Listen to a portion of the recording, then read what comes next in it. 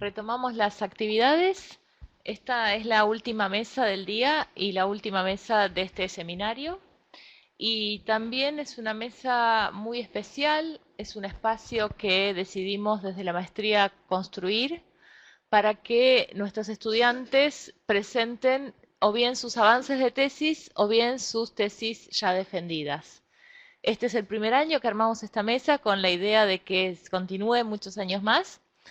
Y tenemos el gusto de tener aquí a un egresado de la maestría, a Javier Freire, de Ecuador, y a una estudiante casi por egresarse, estaba en el proceso de producción de tesis, María Luján Howlin. Nos iban a acompañar también dos estudiantes más que por cuestiones de último momento no pudieron participar, pero bueno, habrán visto que los contenidos, los temas de los tesistas son bien diversos. De hecho, la mesa iba un poco a mostrar el panorama de eso, de la diversidad de las perspectivas y la diversidad de los temas. De todos modos, nos da más tiempo para plantear las cuestiones de manera más tranquila. La idea de esta mesa es simplemente que nos cuenten sus procesos de producción. En el caso de Javier, es una investigación ya consolidada, ya es terminada, presentada, defendida exitosamente, pero bueno, siempre vigente, más ahora van a ver con los temas. Y en el caso de Luján, es un work in progress, con todas las cuestiones que presentan los work in progress. Así que, bueno, les damos la bienvenida, hago la presentación formal de sus lecturas y empezamos.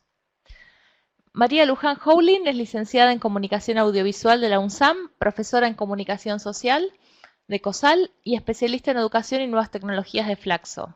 Actualmente se desempeña como asesora pedagógico digital para escuelas del Gobierno de la Ciudad de Buenos Aires en el área de Educación Especial. Se ha desempeñado como asesora pedagógico digital para el programa Conectar Igualdad en escuelas de educación media de Gobierno de la Ciudad de Buenos Aires. Es tutora de aulas virtuales para Infod. Y Javier Freire es abogado por la Universidad Central del Ecuador, magíster en Propiedad Intelectual por la Flaxo, ya lo conocen, que estuvo desde ayer, y magíster en Propiedad Intelectual por la Universidad de las Américas, UTLA, y candidato al doctorado en Derecho por la Universidad de Buenos Aires.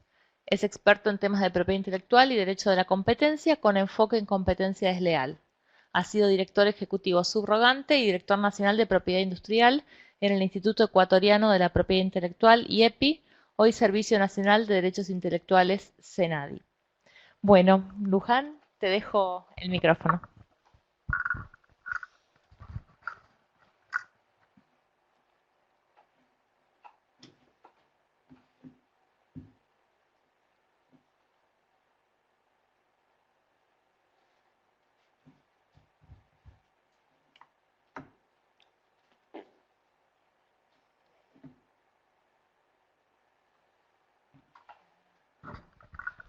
Ahora sí, qué susto, ¿eh? Se pensaron que iba a hablar en señas todo el tiempo, no había ningún traductor, dijeron, madre mía, ¿qué va a pasar? ¿Se imaginan si la vida fuera siempre así? Si estoy en un auditorio, si estoy en un cine, si me llega un libro en un idioma que yo desconozco, ¿qué pasaría? ¿Cómo me sentiría? Díganme quiénes se sintieron más, menos mal, agarró el micrófono y no va a ser todo en lengua de señas, esta mudita. Bien, mi investigación es sobre eso. Como decía Sol, yo soy profesora en comunicación, me desempeño como asesora pedagógico en incorporación de tecnología educativa en escuelas de educación especial de la Ciudad de Buenos Aires. Yo recorro escuelas de ciegos, escuelas de sordos, escuelas de alumnos con discapacidad mental. Y en este recorrido de las escuelas me encontré con el mundo de las personas sordas hipoacúsicas y con el acceso al material de las personas con sordera. No solamente al material didáctico, sino a los bienes culturales. Y ahí, cuando comencé mi maestría, empecé a descubrir que era un tema sumamente interesante y en lo personal un tema que considero bastante injusto para las personas con sordera. por qué se puede conseguir material en braille y no hay tanto material en LSA, ¿sí? Básicamente, ese es mi tema de tesis, ¿sí? Ahora, yo les hago una pregunta. Ustedes cuando comenzaron a leer y escribir, ¿cómo aprendieron a leer y escribir? ¿Cómo uno aprende a hablar y a leer y escribir? Con imitación, ¿sí? Al escuchar, por un sonido. Uno asocia una letra con un sonido. Esa letra, que es un signo, que es un dibujo, uno comienza a desarrollarlo, comienza a pensar, bueno, ok, esto es una A que ligada a otro signo que se pronuncia M, hago ma, y así se va haciendo el proceso de lectoescritura, con el cual aprendimos todos. Ahora, ¿cómo creen que aprende una persona sorda?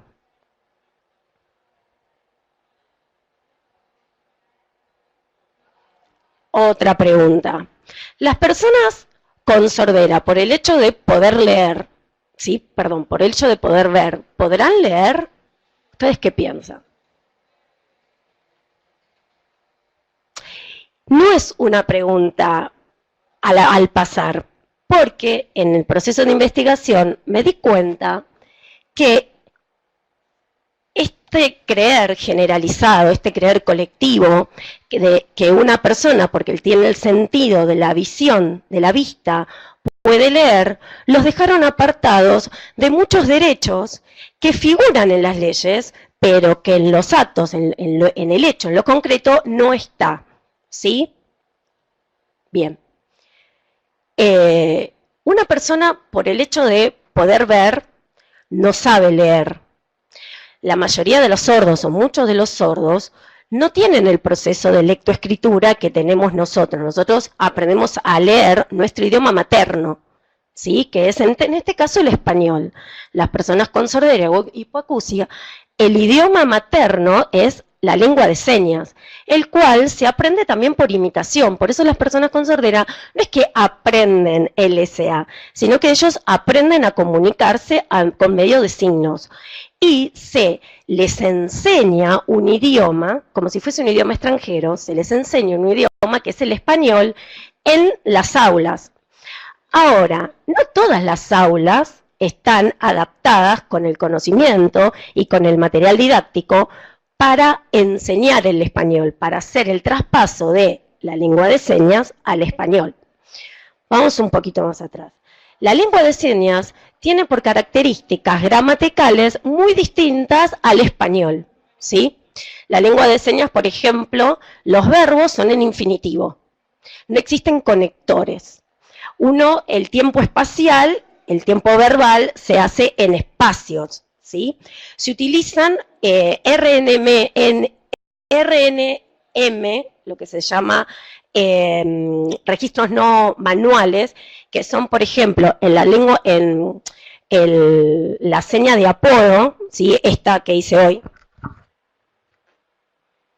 Esto se le llama un RNM. Yo lo que hice hoy con las señas, perdón, no les dije, fue presentarme, ¿sí? Me presenté, nombre, pasé en dialéctico, ¿sí? Que es el ABC, el nombre.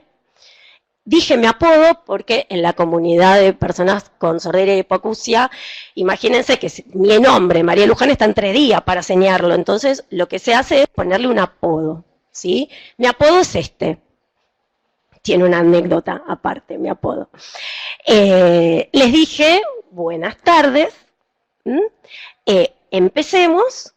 ¿Cómo están? ¿Qué tal? ¿Bien? Eso fue lo que dije en señas. Entonces, gramaticalmente, estructuralmente, la lengua de señas tiene todo su análisis y su mundo, que al traspasarlo al español, yo necesito como docente trabajar con material que esté adaptado. Ahora bien, como docente también, yo me valgo no solamente con material didáctico, el material que se genera desde las editoriales educativas, sino que yo me manejo con recursos para la enseñanza. ¿Cuál es la diferencia? El material didáctico es un material que se crea específicamente, supongan, para enseñar a leer y escribir, y el recurso para la enseñanza es el material que yo como docente tomo para enseñar a leer. Por ejemplo, el libro de Harry Potter, ¿sí? Ahora, yo me pregunto, si yo soy docente de educación especial y quiero tomar el libro Harry Potter para trabajar algunos temas, ¿por qué no está interpretado en LSA? Ahí es cuando yo empecé a investigar el hecho de que no solamente sean materiales para la enseñanza, sino que sean materiales de bien público, materiales en general, porque estoy hablando de los derechos de las personas sordas e hipoacusias en acceder a los bienes culturales en su propio idioma. Por eso, en mi investigación, yo hablo de derecho a lengua, no solamente el derecho que tienen constitucional de adquirir y de aprender y de desarrollarse, sino de adquirir cualquier tipo de bien cultural de texto, ¿sí? Bien, para eso lo que me estoy haciendo es investigar las distintas leyes, ¿sí? Leyes nacionales, leyes provinciales, leyes internacionales con respecto a este tema. ¿Se va entendiendo el...? ¿Sí? Perfecto. Genial. Soy muy docente, soy de decir, ¿entienden? Sí, seguimos, lo vuelvo a explicar, no hay problema. Bien. Vamos por... Bueno, entonces... Sí, estaba viendo a ver si... Bien. Entonces, para hacer este trabajo lo dividí en 4 ítems. Primero, en explicar el contexto de los sordos, porque muchas veces la mayoría de la gente no lo entiende, aunque a ustedes les parezca raro. Cuando yo hago la pregunta, ¿un sordo por el hecho de ver puede leer? La mayoría, un 80% de las personas me responden sí, claro.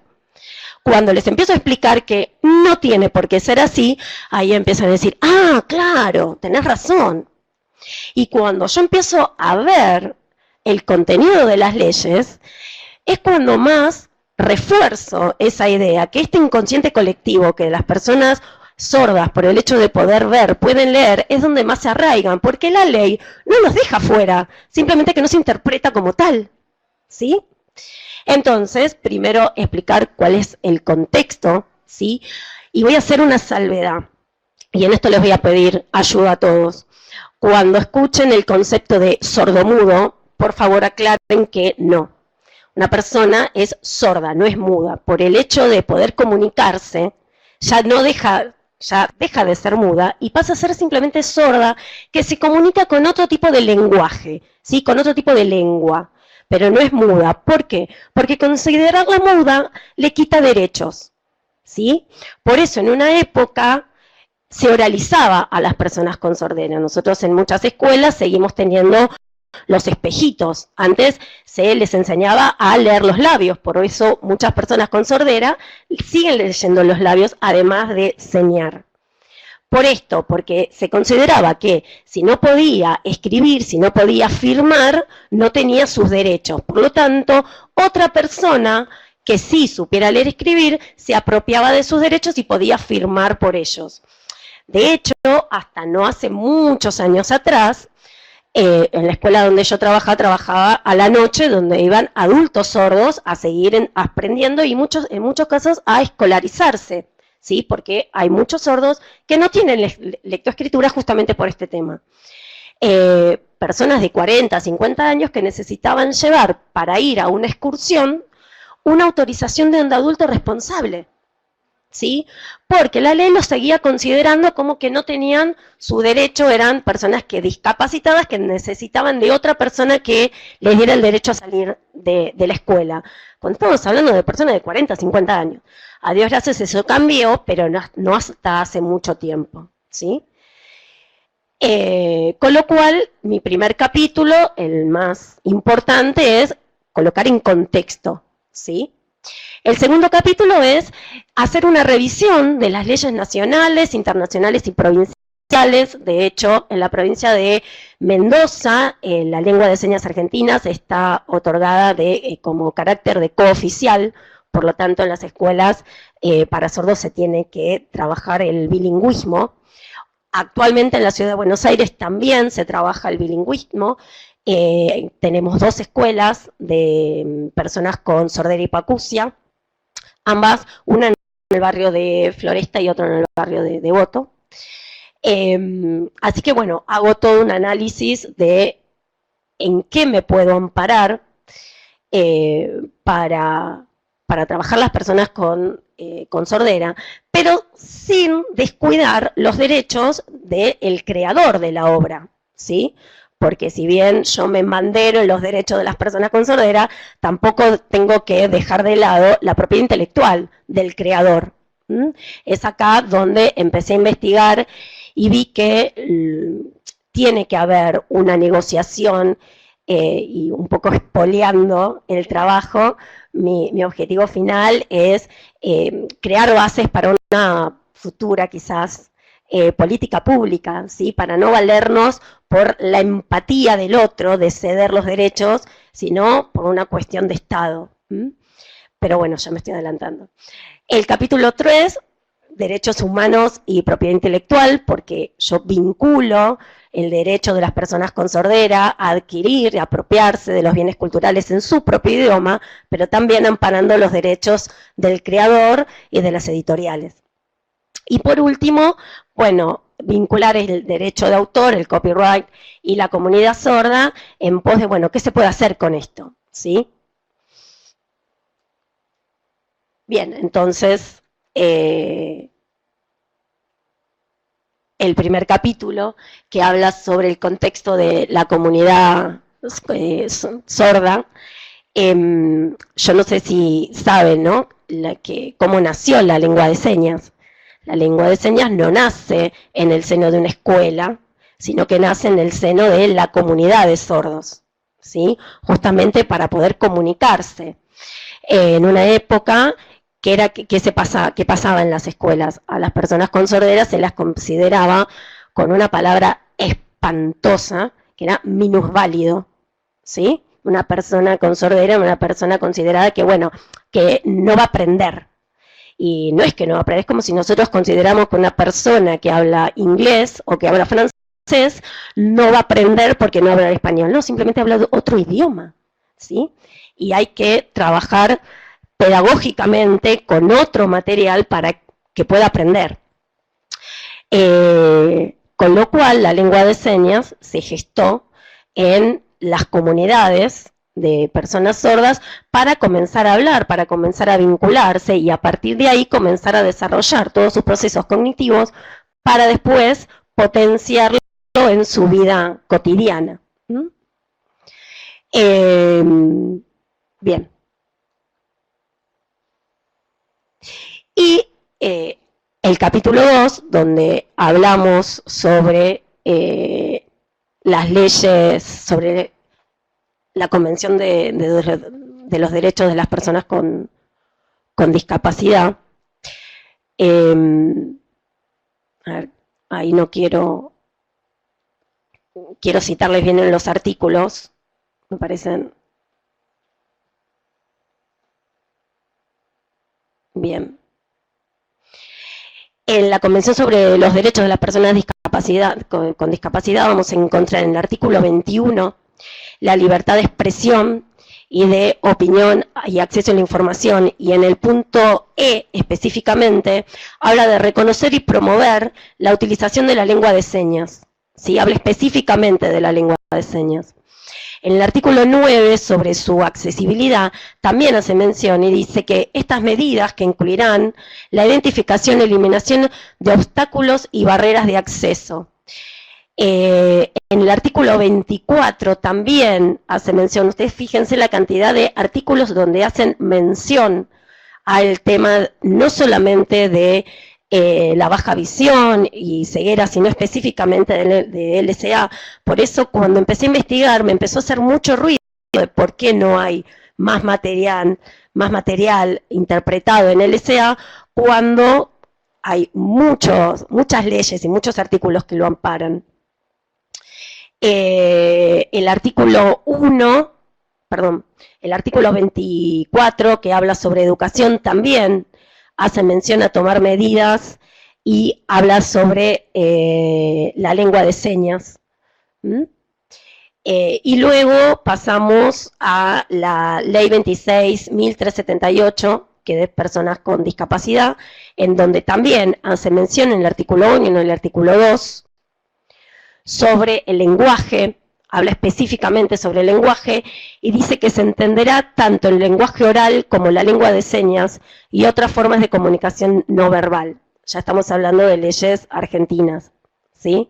Con lo cual me sigo preguntando por qué las fundaciones, al momento de querer hacer libros en interpretación de lengua de señas, se encuentra con la negación de muchas editoriales a ceder los derechos de autor, ¿sí?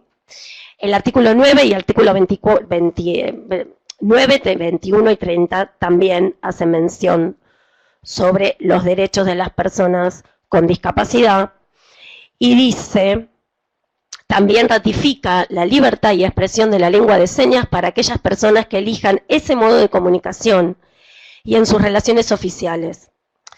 En este sentido, exhorta y reconoce a promover el apoyo de su identidad cultural, lingüística específica, incluida la lengua de señas. Y después también pasamos yendo más a lo que es propiedad intelectual, a la ley 11.723, en donde, en su artículo 36, habla sobre las excepciones y hace mención a las personas con discapacidad. Sobre este artículo se basa la gente de Tiflolibros, ¿sí? La Tiflolibros es una de las bibliotecas para ciegos en donde las personas pueden acceder a textos en braille o a textos digitalizados que luego se pueden leer a través de un lector de pantalla. Siempre teniendo en cuenta las personas con ceguera, pero ¿qué pasa con las personas con lengua de señas, ¿no? Con sordera? Y en esta excepción habla sobre, ¿qué habla sobre discapacidad? ¿Qué son discapacidades? Perdón. Y habla que se toma como discapacidad la discapacidad visual severa, la ambliopía, la dislexia y todo tipo de impedimento físico o neurológico que afecte la visión, manipulación y comprensión de textos impresos. Y acá es donde me vuelvo a basar. El hecho de que se crea que las personas, por el simple hecho de ver, pueden leer, hace que esto no se tenga en cuenta cuando realmente una persona con sordera no puede manejar un texto impreso. ¿Sí? Bueno. Básicamente eso es todo lo que tenemos hasta ahora. Para finalizar, justamente lo que yo estoy apuntando es a ver si puede existir un vínculo, una negociación entre las editoriales y las fundaciones que generan libros en LSA para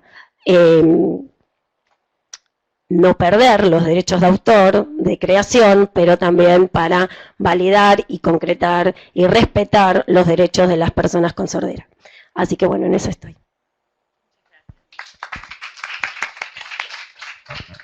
Bueno, Luján, muchas gracias por tu presentación. Ahora le voy a dar la palabra a Javier, pero bueno, quería resaltar, estuvo muy buena la presentación. Bueno, yo soy la directora de tesis, tampoco puedo decir mucho, pero no, te salió bárbara. Me parece, yo creo que sí, que estuviste bárbara, pero además quiero resaltar esto, después abrimos a comentarios. Creo que el tema es sumamente original y cuando vos haciste las preguntas y nadie te contestaba, más allá de que no es una clase, es porque no sabemos. Yo me acuerdo de las primeras reuniones que tuvimos sobre tu tema y aún yo trabajo en temas de discapacidad, había cosas que no sabía. Así que me parece que desde el punto de vista de la originalidad es sumamente original. Tu abordaje es sumamente comprometido, obviamente, por el trabajo que haces. Y además me parece que desde la perspectiva de política pública es muy importante, porque hay una ausencia, que vos manifestaste recién, y una necesidad de tomar lo que existe. Porque no es que no hay, no tenés que construirla, lo hay, es tomar y, bueno, ¿cómo se combina esto con esto? Dos más dos, y además hacer algún tipo de lobby para que suceda. Porque acá la cuestión es la invisibilidad, ¿no? Tanto, perdón. Porque cuando yo empecé a investigar, empecé a ver, yo lo tomaba como un tema ya terminado por el Tratado de Marrakech, que implica todo. Sin embargo, en los hechos, no. Y yo estoy investigando con editoriales y con fundaciones que crean libros, y la respuesta que me dan es, la realidad es que los autores ceden en su mayoría sus derechos para que se produzca una nueva producción, porque un libro en LSA no es una traducción de un texto, sino que es una nueva producción, ¿sí? Sin embargo, se encuentran con la negación de muchas editoriales que con todo derecho dicen, nosotros somos una editorial con fines de lucro y no nos interesa porque no hay un nicho para venderlo. Con lo cual ahí ya me preocupé, porque como les decía, estamos trabajando con la empatía del otro, con la buena voluntad del otro, cuando no tendría que ser así, no tendría que ser la empatía y la buena voluntad del otro. Es una cuestión de derechos que figura en todo. Lo que pasa es que no sigo sin entender por qué, si en todas las leyes figura, además de la ceguera, dice otras formas de acceder a los textos, ¿por qué no se hace? Y creo que es esto, por este inconsciente colectivo, que se cree que una persona, porque ve, puede leer cuando no. Si no se le enseña, no va a aprender a leer. Y si no se le da material adaptado para que aprenda, no lo va a hacer. Y si así como nosotros podemos seguir aprendiendo con otros textos, ¿por qué las personas con ceguera o con sordera tienen que aprender con textos específicos educativos? ¿Por qué una persona sorda no puede nutrir su conocimiento leyendo Harry Potter? ¿O por qué una persona sorda no puede acceder al último libro de Piña en LSA? O sea, ¿cuál es la diferencia? ¿Por qué una persona con ceguera sí puede acceder al texto digitalizado para que lo lea el lector de pantalla, o puede acceder al texto en braille, y una persona con sordera no? A ver, la respuesta está porque claramente es sumamente oneroso hacer un texto en señas, porque implica una cámara implica una producción, implica una intérprete de seña, que no es un mudita. Eso también les pido cuando escuchan ahí está la mudita, no, es un intérprete de señas. Entonces, esta mudita se le paga también, con lo cual sí es más caro, pero no deja de ser los derechos de las personas con sordera. Así que bueno. Me hiciste acordar, estaba pensando justamente la lucha de las personas con discapacidad, eso de pasar de ser un sujeto, un no sujeto, mejor dicho, ¿no? A ser un sujeto de derecho fue un reclamo histórico y una concreción que se dio de a poco. En su momento, las personas con ceguera lograron un cierto reconocimiento. ¿Quién te dice que la próxima década no sea el reconocimiento de las personas con ceguera? Y bueno, vas a tener una agenda completa, vas a tener que presentarte en diferentes contextos para... Bueno, vamos de a poco, vamos de a poco. Sí. Bueno, muchas gracias. Sí, podemos hacer las preguntas de esta presentación y después pasamos a la otra, así no mezclamos los temas.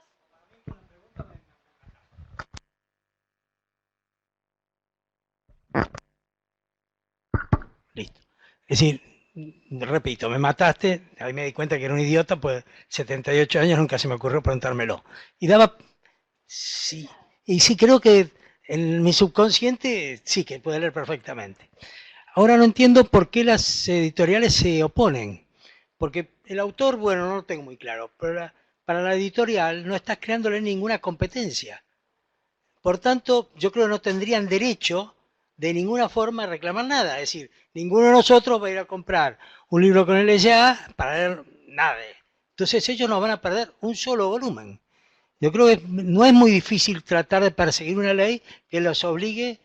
La parte del autor no sé cómo solucionar, pero ya ahí creo que solucionarías una parte pesada. Ahora, ¿cómo piensan? Pues los, los sordos, ¿cómo piensan? Pues todos pensamos en palabras. ¿Y pero cómo estructuran es decir, pues uno vocaliza, ¿no es cierto? Estás pensando y estás diciendo los árboles en cierta medida, ¿no es verdad? Y ellos cómo logran, no me cabe duda que piensan, pero ¿qué lenguaje interno usan? Usan el mismo, nada más que a través de señas y de imágenes, ¿sí? No unen un sonido que claramente no pueden escuchar con una imagen, unen una imagen con un símbolo, con una idea, ¿sí? Piensan de la misma manera que pensamos nosotros, nada más que estructuran gramaticalmente la oración de otra manera. ¿Sí? Pensando con señas. Exactamente, o sea, en realidad no es que piensan con señas, piensan la estructura gramatical para comunicarse con señas, ¿sí? Pero pensar, utilizan la misma estructura cognitiva que todos nosotros, que cualquiera. ¿Se entiende? Creo que todos, por lo menos yo pienso gramaticalmente, es decir, si no supiera leer, creo que no sabría pensar. No estoy de acuerdo. Yo creo que pensarías igual. Tendría medios reflejos, pero no lograría pensar, es decir, me ha causado un nivel de angustia importante.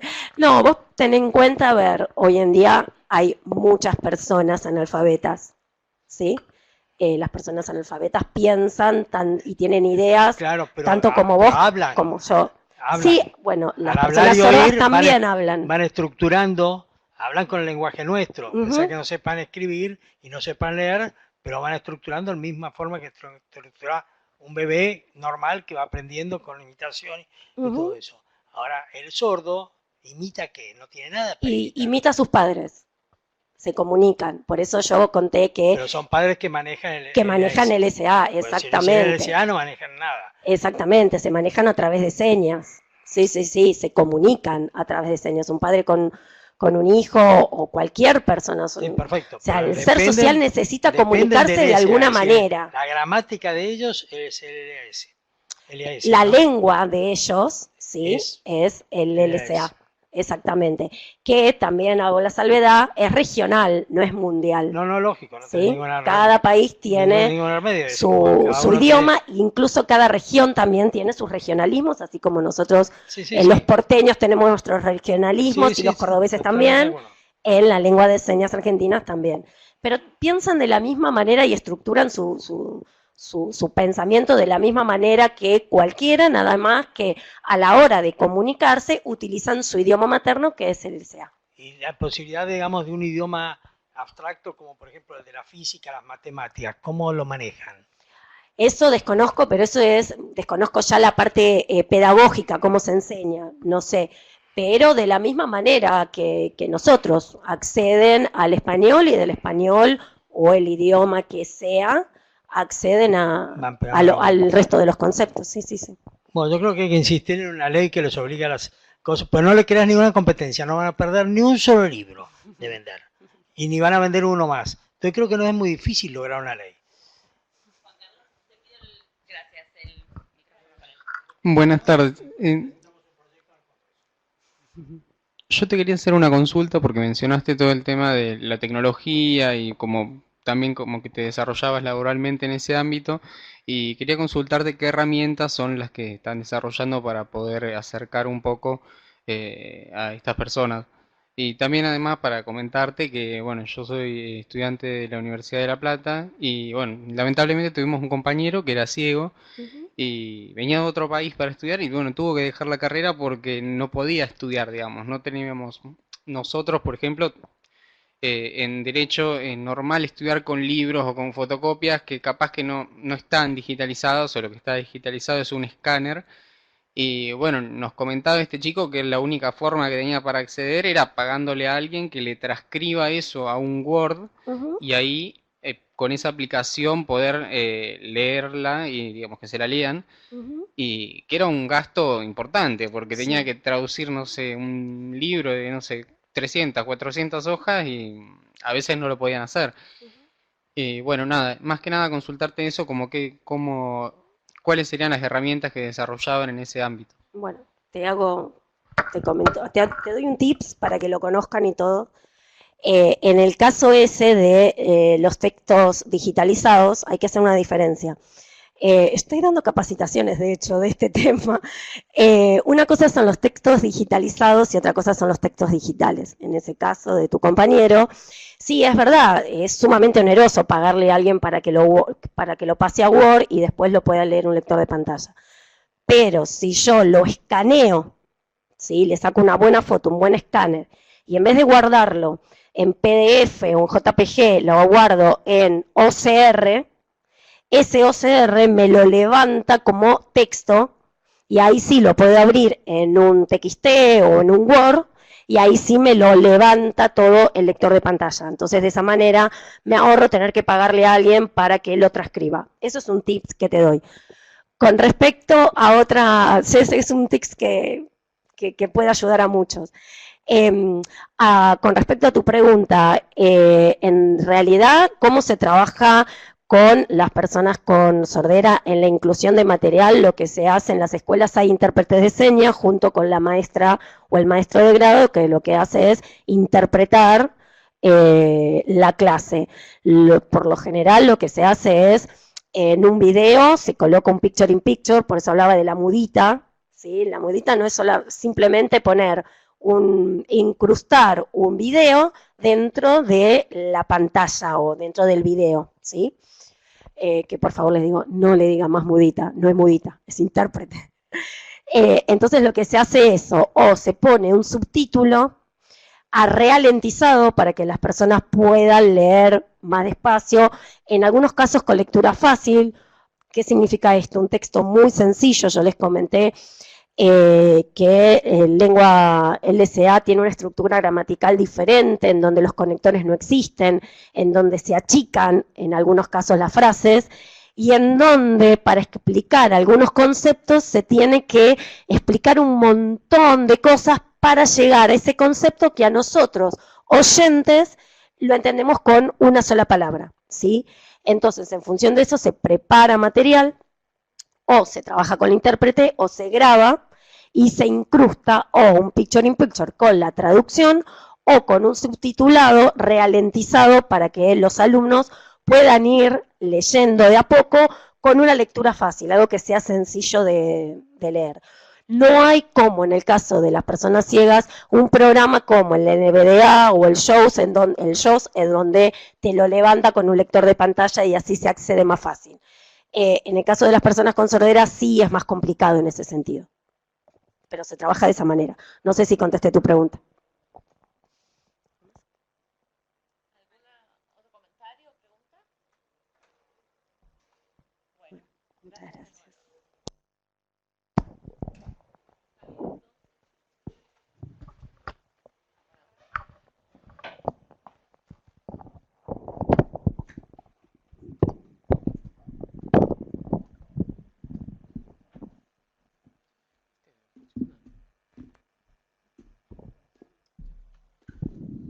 Yo no sé si me escuchan en la parte de atrás. Sí, muy bien. Bueno, nuevamente agradecer a la maestría. ¿Me escucha? ¿O voy con- Bien. Bien. Nuevamente voy a compartirles un tema que diría va un poco de la mano de lo que habíamos escuchado anteriormente en el tema de la falta de acceso en el sistema para las personas que tienen ese tipo de, digamos, no sé si llamarlo discapacidad o tipo de especial que no ha podido tenerlo. Bueno, agradecer nuevamente a Valentina, Sol, por el espacio. Ha sido enriquecedor todo lo que hemos dicho. Y ahora vengo con un tema especial que lo traté en mi tesis, que lo investigué y que quisiera que me disculpen si me gana algún apasionamiento, pero este tema que lo hicimos desde la institución pública, creamos algunas normas, hemos dado batalla a nivel internacional, a nivel nacional, y finalmente creo yo me siento con el deber cumplido. Además, quiero hacer otra salvedad, y lo he realizado en algunos foros, tanto en Ecuador y en otros países, que en mi caso, y lo declaro públicamente, no soy abogado ni de la empresa transnacional farmacéutica, ni de las empresas de genéricos. Hasta el día de hoy no he tenido esa oportunidad de defender o formar parte ni siquiera de alguna empresa.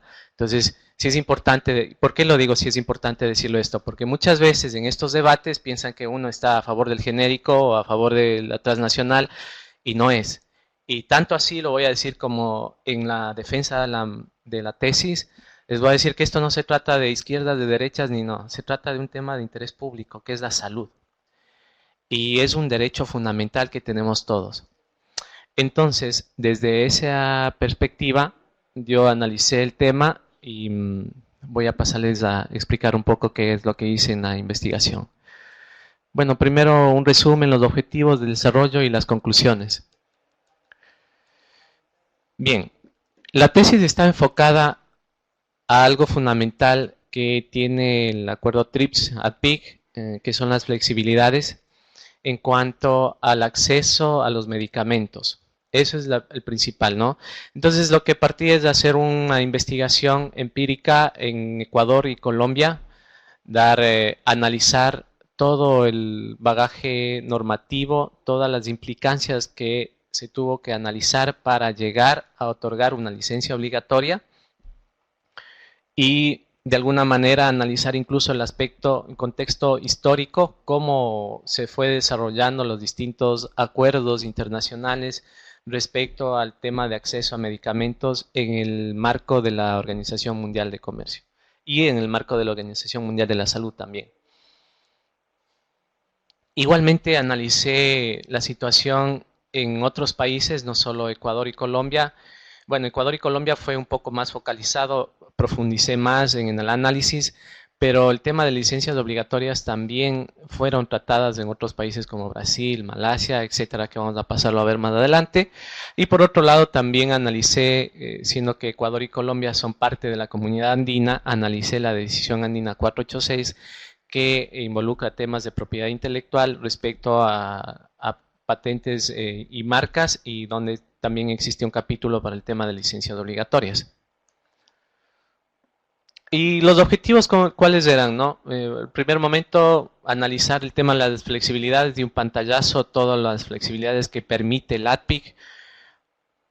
Y como les decía, una evidencia empírica de Ecuador y Colombia. Otro objetivo era la experiencia de otros países, como les había comentado. Ventajas y desventajas de lo que significa otorgar una licencia obligatoria. Y localizar de alguna forma las implicancias económicas respecto de la concesión o no de una licencia obligatoria. Cuando digo económicas, se va a referir al tema de cuál es el beneficio en tanto y cuanto el precio del medicamento. Bien, partí de la idea del, como les dije, el acuerdo sobre los ADPIC y salud pública. Los aspectos históricos, miramos cómo en el primer capítulo ya pasamos de la cuestión histórica, y en el segundo capítulo ya pasamos a ver el tema de las flexibilidades directamente, cómo se iban dando todas las modificaciones respecto de la declaración de Doha hasta llegar al 2005 incluso. En el capítulo 3 era el advenimiento ya de la declaración relativa al acuerdo sobre los ADPIC y salud pública. Como les decía, los casos en Tailandia, Brasil, Canadá, Ruanda y otros más. Y el tema de las licencias obligatorias en la comunidad andina, el caso de Ecuador y Colombia, ya en el capítulo 4.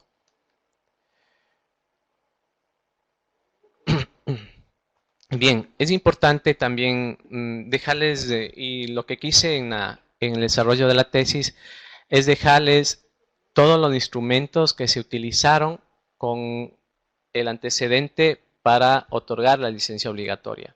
En el Ecuador se tuvo que realizar incluso a un decreto ejecutivo que lo publicó el presidente de la República, en donde directamente decía que el acceso a los medicamentos se trata de un derecho fundamental de la salud y que se priorizaba el otorgamiento de licencias obligatorias. Y el decreto ejecutivo del 118-2009, que eso es parte de los anexos que tiene la tesis, que lo agregué, y la autoridad competente para otorgar las licencias obligatorias desde el SENADI, anteriormente Instituto Ecuatoriano de la Propiedad Intelectual.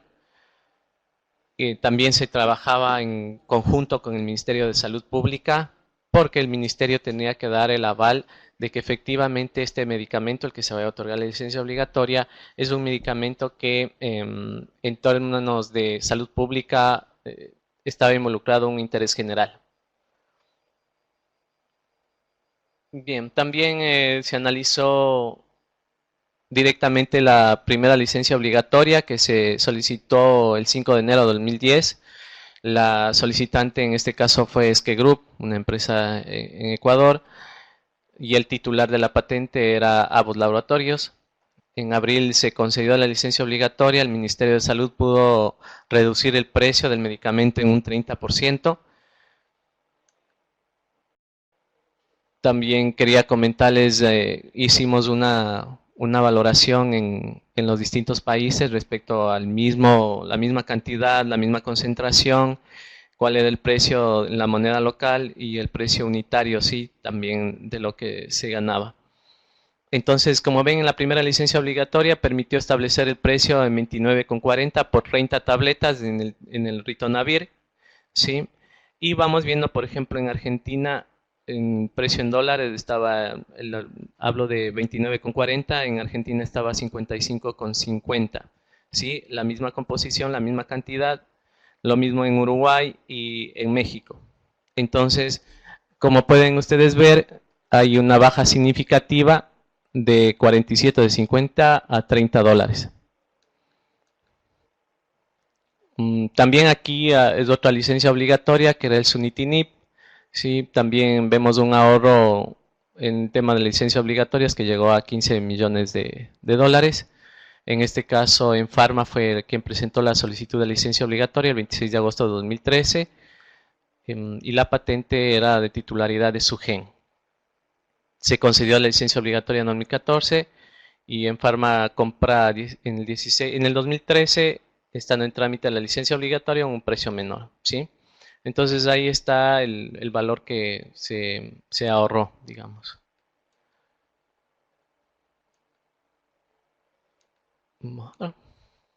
También tenemos otra en el 2016, se declaró de la existencia de razones de interés público para el medicamento Imatinib. Es una resolución que salió en el 2009, no existe razones para declarar interés público al medicamento, que fue en el Caletra que no se concedió. Entonces es lo que les podía comentar, pero más allá de esto que ustedes van a tenerlo, si se va a hacer una publicación igual de la tesis, por el tiempo no voy a entrar mucho en detalle de cuáles fueron los pormenores, pero sí decirles que en términos de análisis de las flexibilidades del acuerdo de la EDAD-PIC, sin ser, como les decía al inicio, promovedor del tema de los genéricos o las transnacionales, no, para nada. Este es un tema de interés público, de acceso a la salud. En el tema de las compras que se realizan también en Ecuador, se analiza, por ejemplo, cuando se hace la subasta inversa de medicamentos, cuando se compra de manera global, se aplicó también el tema de licencias obligatorias. Y también decirles que en Colombia también se aplicó el tema de la licencia obligatoria, no se concedió, pero como en otros países, la licencia obligatoria ha servido como una estrategia o instrumento que sirva, sin haberle aplicado la licencia obligatoria, a bajar el precio del medicamento. En Brasil fue uno de los ejemplos, pero lo que quería dejar con esto y con la investigación es una evidencia de que de que existe la flexibilidad, de que los países en desarrollo pueden utilizarla, de que esta es una decisión igualmente de tema de política pública, de que actualmente en el Código de la Salud que se está debatiendo en el Ecuador, en la actualidad todavía no ha salido. Yo he presentado, incluso como ciudadano, personalmente he presentado una propuesta para que se mantenga el tema como prioridad de política pública, la licencia obligatoria, y también se mantenga el tema de no solicitar el registro sanitario antes de en la compra de medicamentos, al menos en el primer momento, que es la propuesta. En segundo momento, el registro sanitario, como a lo mejor todos sabrán, lo que permite es garantizar que el medicamento que va a salir al mercado sea eficaz, tenga todas las especificaciones para que no pueda causar algún daño a los seres humanos en el momento que se pone a la venta. Entonces, este mecanismo lo que permitió es en Ecuador ahorrar en términos monetarios, pero algo más allá de eso. Permitió que gente que tiene problemas de cáncer tenga acceso a esos medicamentos, porque si vemos igualmente en la tesis hago un análisis de cuánto cuesta un tratamiento para acceder a este medicamento, y son sumas muy grandes, que a la actualidad hay todavía cifras de personas que fallecen por falta de acceso al medicamento, por los costos que tiene ese medicamento. Y yéndonos un poquito más allá, incluso ha habido autoridades, no lo voy a decir por derecho a la intimidad, hay autoridades que han tomado como bandera de lucha esto a partir de que ellos mismos han portado un tipo de enfermedad que obviamente necesitaban acceder a un tratamiento que sobrepasaba el tema del presupuesto en términos de familiares, ¿no? Y otra cosa que yo he librado batalla en Ecuador, se ha hecho incluso algunas cosas, he dicho, miren, esto no es un tema de perjudicar a una empresa o a otra, no, es un tema de que las personas puedan tener acceso a los medicamentos a más bajos costos, y que de esta manera se pueda lograr un equilibrio entre los derechos de propiedad intelectual y el derecho que tienen las personas al acceso. Igualmente, decirles, y se explica claramente, que el que haya permitido fue una reforma al ATPIC, la única hasta la fecha que se ha logrado reformar un artículo para permitir esa flexibilidad, en tanto que se ha logrado en algunos países, como en Ecuador, mantener esto como una política pública.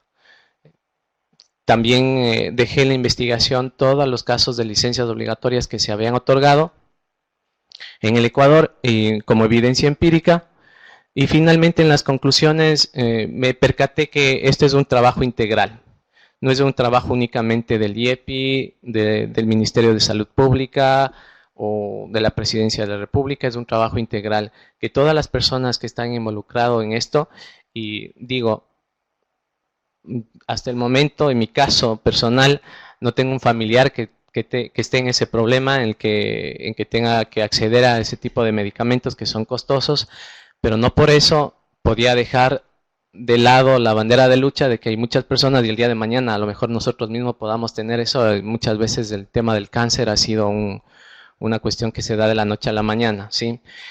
Igualmente evidencié que la licencia obligatoria no surge únicamente para una determinada enfermedad, como era en este caso el SIDA. Cuando era el tema del SIDA, era una cuestión, una discusión que se llevaba incluso a la Organización Mundial de Comercio, pero además, por ejemplo, hoy por hoy tenemos el tema de la hepatitis C, que es un problema que se va dando y que ha meritado mirar cómo se puede resolver este tema de falta de acceso a los medicamentos.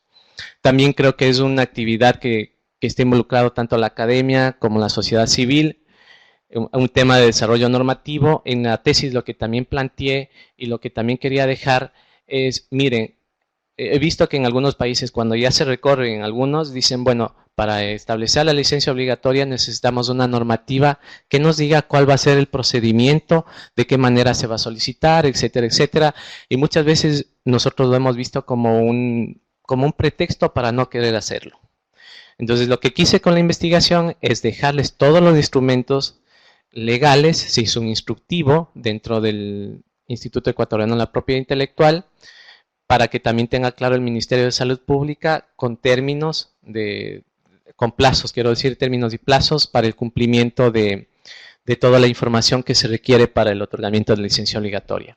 También hay que dejar claro que la licencia obligatoria como tal no es una expropiación del derecho de propiedad intelectual, eso hay que dejarlo bien claro, y en varios foros también se les ha dicho. La licencia obligatoria es una limitación, sí, pero no se le está expropiando la patente como tal. Ojo, lo que se hace es limitar ese derecho, ¿sí? Porque el titular de la patente puede seguir explotando la patente, puede seguir vendiéndola, no se le quita la titularidad. Lo que se hace, como vuelvo y repito, es plantear una flexibilización o si se quiere, una salvedad para esa titularidad, ¿sí? Incluso en la licencia cuando se emite la licencia obligatoria en Ecuador, nos ponemos en la mesa con el titular de la patente para, de alguna manera, mirar si, como en otros países, se logra que no se otorgue la licencia obligatoria, pero que se logre bajar el precio del medicamento. Igual creo que es un tema de conjunto con las organizaciones a nivel mundial, y este tema de compartir toda la experiencia que nos sirva a todos para poder lograr el fin último, que es que las personas puedan acceder a medicamentos a bajos costos. También quería, en la investigación, le dejo claro que el Ecuador establece un régimen expedito de 5 meses aproximadamente de otorgamiento de la licencia obligatoria. Y bueno, también quería comentarles que fue una campaña que se lo hizo desde el IEPI a nivel de medios, a nivel de posicionamiento, incluso en el propio IEPI decíamos, bueno, ahí está un cartel que les traje para que lo vean. Ahí pueden ver el logo que es del IEPI anteriormente, porque hoy es del SENADI, y dice: morir por falta de medicamentos nunca más. Decíamos esa campaña, estamos trabajando por un Ecuador mejor, y la licencia de medicamentos para todos. Entonces, yo creo que la investigación da, y lo que dije nuevamente, es dar una muestra empírica de que sí lo podemos hacer. Y que el Ecuador, hasta el día de hoy, no fue llamado a ningún panel de entendimiento en el marco de la OMC, sino que lo que hizo es utilizar el mismo instrumento que nos dio la Organización Mundial de Comercio. Eso, y nada más. Ahora quisiera más bien comentarles o escuchar sus preguntas y de ahí seguir. Bueno, Javier, muchas gracias. Nuevamente, felicitarte por la tesis porque está buenísima. Sobre todo por el aporte empírico, ¿no? Porque la cuestión del acceso a los medicamentos es una cuestión que se trabaja desde muchos ángulos, y uno de los más importantes justamente para discutir con las farmacéuticas, para discutir con el argumento económico es, bueno, acá esto está, esto pasó, esto se realizó y no hubo problemas, esto está, esto pasó y los precios bajaron, y por lo tanto tomar tu tesis como marco importante para casos similares. Pero también quería marcar esta continuidad en dos temas absolutamente distintos, y sin embargo el foco está puesto en la accesibilidad. Un poco tiene que ver también con la perspectiva de Flaxo en general y de la maestría en particular, ¿no? De pensar las cuestiones de propiedad intelectual en términos de tensiones, en términos de acceso y en términos de derechos de todas las partes. Así que, bueno, por mi parte, felicitaciones, y abrimos a comentarios tu tesis.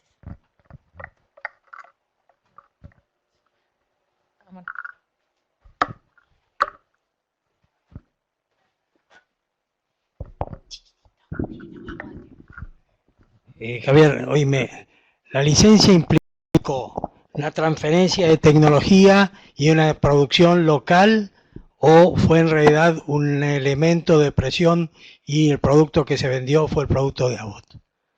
¿El producto que se vendió? De Abbott. Ya. ¿Sí, algo más? ¿Me expliqué bien? Sí, sí. Sí, completamente. Entendí la pregunta, y Gracias. Yo sí voy a agradecer la pregunta porque me permite explicarles un poco más de la tesis, ¿no?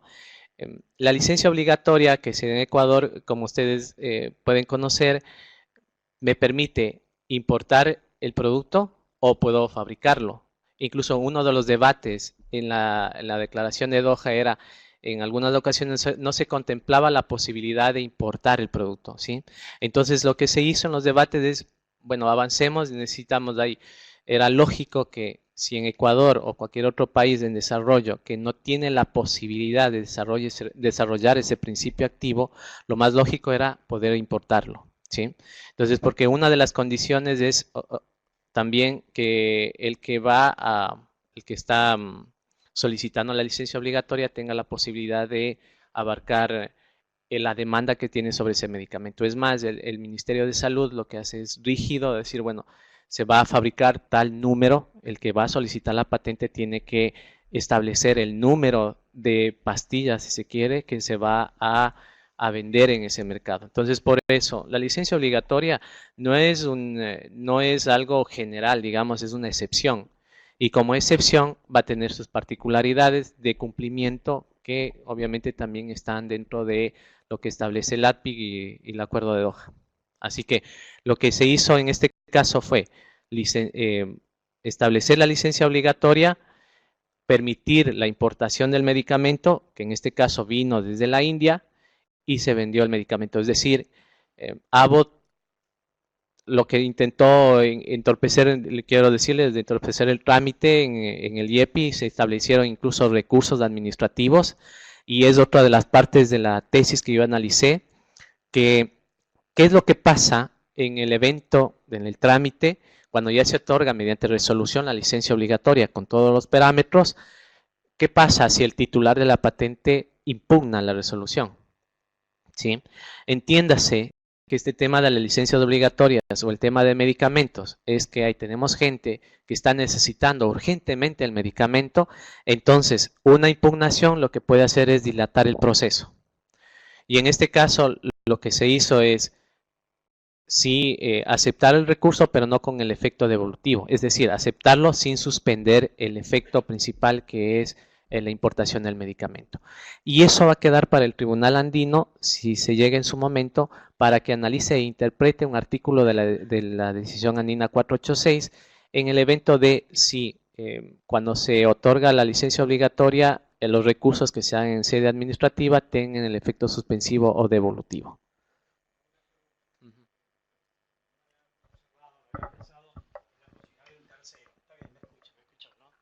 Sí, pero para el resto.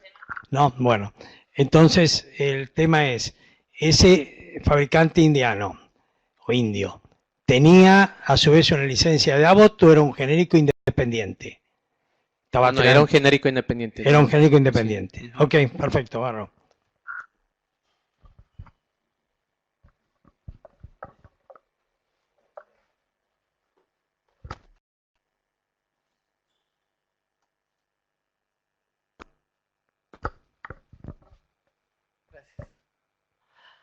Bueno, muy interesantes los dos temas. La verdad es que son dos temas que a mí siempre me han despertado mucho interés. Y tengo una pregunta para María. Aquí, ¿qué es lo que ustedes han encontrado? Porque me imagino que las editoriales pues hicieron un estudio de mercado para determinar que no era rentable.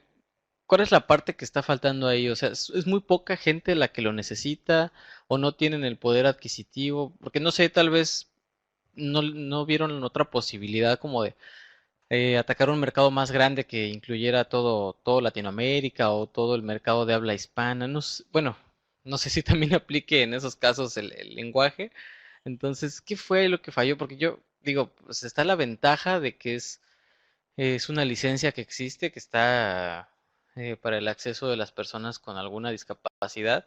Entonces, tenía esa pregunta. Y la otra es, ¿por qué ustedes tenían que solicitar la cesión de los derechos si se supone que es una licencia, pues digamos, obligatoria para la cual usted no, en teoría creo, por lo menos en México, no tendrían que solicitar ustedes una cesión de derechos?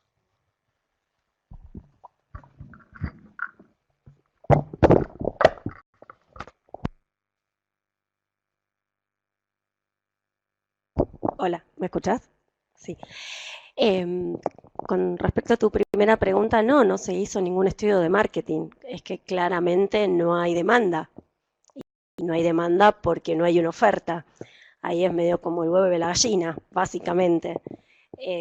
Nosotros, al investigar, lo que vemos es que las editoriales simplemente se niegan por una cuestión de costos, como yo le decía acá al compañero. Una cosa es generar un texto digitalizado para que lo lea un lector de pantalla, es una cosa, y otra cosa muy distinta es generar un nuevo bien cultural que vendría a ser un texto en LCA, en donde implica que haya una producción audiovisual, ¿sí?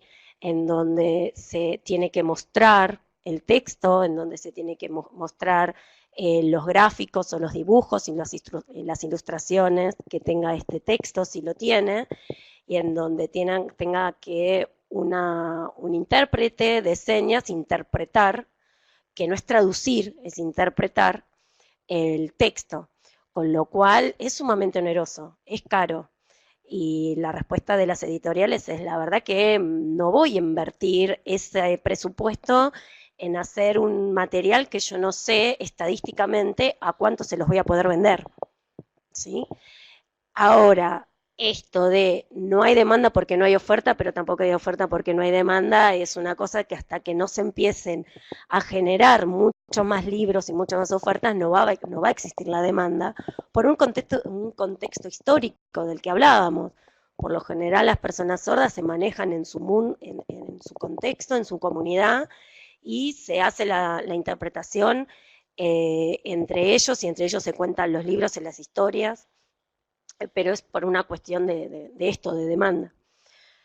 Y tu segunda, el tema de los derechos. No, acá se consulta al autor porque el autor, no, o sea, no hay derecho, no se cede el derecho.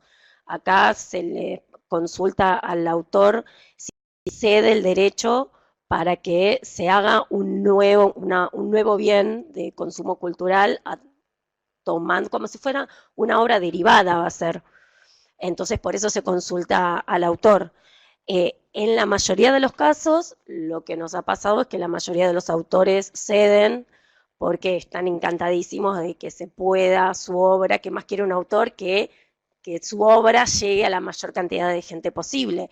Entonces, donde nos encontramos con las trabas es el tema de las editoriales, que en muchos casos responden esto de: mi fin es un fin de lucro, no voy a generar más gasto de mi editorial en invertir en una obra derivada cuando no sé si lo voy a poder volver a recuperar.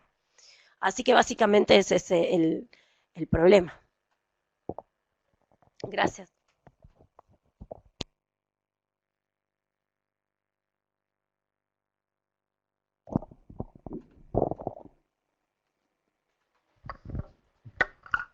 Preguntas, entonces vamos a dar por finalizada esta mesa. Les agradezco de nuevo a los dos por haber venido a compartir con el auditorio sus investigaciones. Muchas gracias.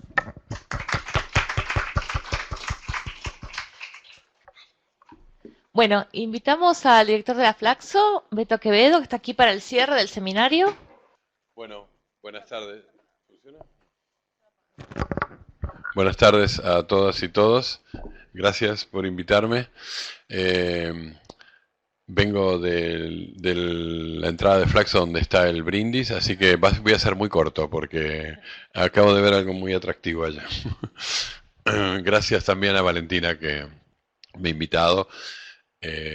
No pude acompañarlos en el día de ayer porque no estaba aquí en Buenos Aires, pero quería estar acá en el cierre, porque en realidad el seminario el cuarto seminario internacional, tiene para nosotros una importancia institucional grande, porque el área de propiedad intelectual que Valentina creó hace ya 10 años, es una de esas áreas que nosotros valoramos mucho, como todas las áreas de Flaxo, pero porque ha tenido algo que tiene mucho que ver con la historia de esta institución, que es traer temas innovadores, que así ha sido, temas con perspectiva regional, que también lo ha sido, y temas que son pensados desde el pensamiento crítico, o sea que traemos debates, traemos problemas y eso es parte de la identidad de Flaxo. Así que para nosotros es un gran orgullo el crecimiento que ha tenido el área, el crecimiento que ha tenido también la maestría y todo el equipo que está allí detrás, no solo Sol que la dirige, sino todo el equipo de investigadores.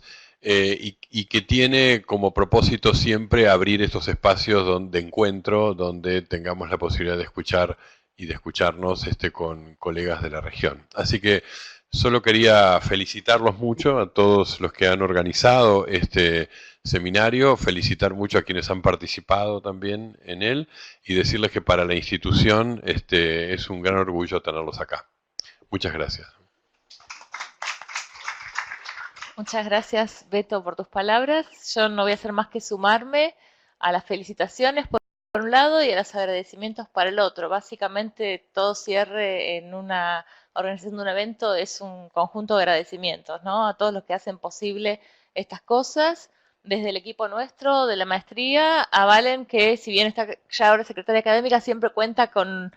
siempre contamos con ella, a veces abusivamente, como en este caso, pero bueno, también es una alegría reencontrarse con gente que en otros momentos, con los cuales compartido espacio en otros momentos, desde la cuestión técnico-administrativa y redes, a Rocío, siempre transmitiéndonos y ayudándonos a llegar a un mayor público. Acá en Flaxo en general, todos, Pablo, las cuestiones técnicas, todos los chicos de virtual, todo el equipo, tenemos a todo el equipo, a Rocío, a Vale y a Andrés, a los tres en diferentes turnos, haciendo obras extras. En general, la administración, bueno, todo Flaxo que colabora para que el evento suceda lo mejor posible. Y desde luego a cada uno de los participantes que vino a traer su propuesta, sus ideas, a ponerla en discusión y desde aquí y también desde los que participaron a distancia, ¿no? En este caso las presentaciones son todas acá en formato físico, pero participantes del seminario hubo también en virtual haciendo preguntas, a veces pido disculpas porque no las podemos levantar todas, estamos atentos al espacio físico y no logramos recuperar las preguntas virtuales, pero en cualquier caso a todos los participantes, tanto ponentes como oyentes que han hecho de este evento una nueva edición tan bien como creo que salió. Estoy muy contenta, así que les agradezco de nuevo y los esperamos y las esperamos el año que viene, seguramente para estas fechas, para una quinta edición. Y los invitamos a ver, por supuesto, luego las mesas que vamos a dejar en formato de video y también en una publicación y demás, y a presentar ponencias para el año que viene. Gracias, Beto, gracias a todos de nuevo, y bueno, pasemos al brindis a comer algo rico. Gracias.